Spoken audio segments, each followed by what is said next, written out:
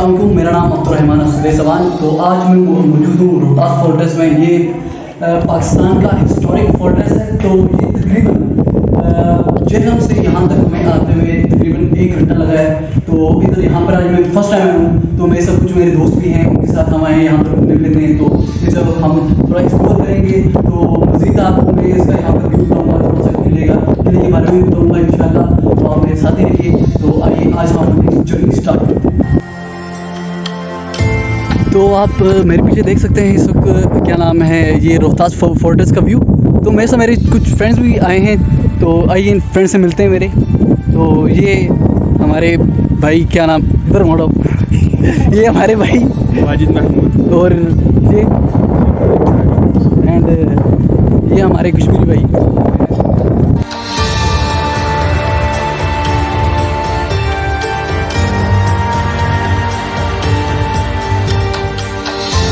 जी नाज़रीन, इस वक्त मैं पहुंच चुका हूं हवेली मान सिंह के करीब। ये मेरे पीछे आप देख सकते हैं हवेली मान सिंह है, और इसी के बिल्कुल ऑपोजिट आपको मैं लेके चलता हूं। यहाँ पे ये देखें, ये है रानी महल, जो मान सिंह के दौर में बनी गई है। और ये इस किले का हिस्सा नहीं था, तो इसे जो हमारे हिंदू भाई थे उन्होंने इसे तामीर किया था।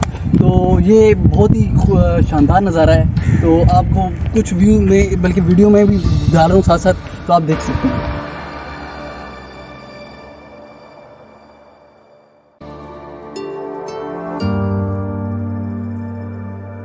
जी नाज़रीन, इस वक्त मान सिंह महल के इंट्रेंस में पहुंच चुका हूँ। तो चलिए इसके अंदर चलते हैं और आपको इसके अंदर का मैं नज़ारा दिखाता हूँ। ये आप अंदर की आर्किटेक्चर, इसके अंदर आर्किटेक्चर आप देख सकते हैं कैसा है, क्योंकि बहुत पुराने ज़माने के नाम की पाकिस्तान की हिस्ट्री में से हिस्टोरिकल बिल्डिंग्स से एक बिल्डिंग है।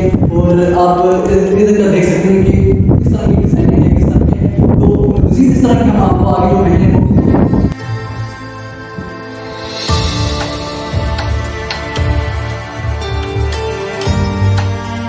नाज़रीन, इस वक्त हम तकरीबन इसके बाउंड्री एरिया तक पहुंच चुके हैं। तो यहाँ से मेरे जो लेफ्ट साइड अगर आप देख सकते हैं, तो मज़ीद यहाँ पे और किले बने हुए हैं। तो यहाँ से आगे अगर हम और मज़ीद आगे चलें तो यहाँ पे रास्ता ख़त्म हो जाता है, और यहाँ से आगे खाई है। तो मज़ीद मतलब अगर यहाँ से आगे मैं जाता हूँ तो अल्लाह को प्यार हो जाता हूँ।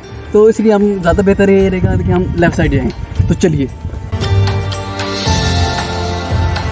जी नाज़रीन, अब हम पहुँच चुके हैं इसके एंडिंग पॉइंट पर, जहाँ पर इसका कुछ अंदरूनी रास्ता है। तो अभी तक हमने अंदरूनी रास्ते में गए नहीं, चलें अभी हम इंटर होते हैं। तो इस मज़ीद इसके बारे में ऐसा भी सुना है कि इसके अंदर जो अंदरूनी रास्ता है, वहाँ पे कुछ गुफा टाइप या इस तरह की सुरंगें बनाई गई थी, जो क्या नाम है, पाकिस्तान आर्मी यूज़ करती थी इंडिया में जाने के लिए। तो अब ऐसा ये है कि जब से इंटरनेशनल बॉर्डर्स बने, तो उसकी वजह से जो सुरंगें हैं वो बंद कर दी गई हैं। मतलब इस तरह की जो सुरंगें थी वो बंद कर दी गई हैं। तो अब जब हम सुरंग के अंदर आ चुके हैं, तो अब यहाँ से बाहर निकलने का रास्ता भी बहुत कठिन है।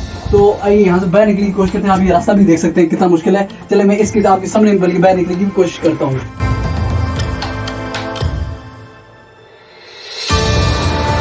मज़ीद अब हम आगे जो हमारी जो किले हैं उनकी तरफ हम रवाना आएँ, तो मज़ीद हम आपको आगे बताते हैं उसके बारे में।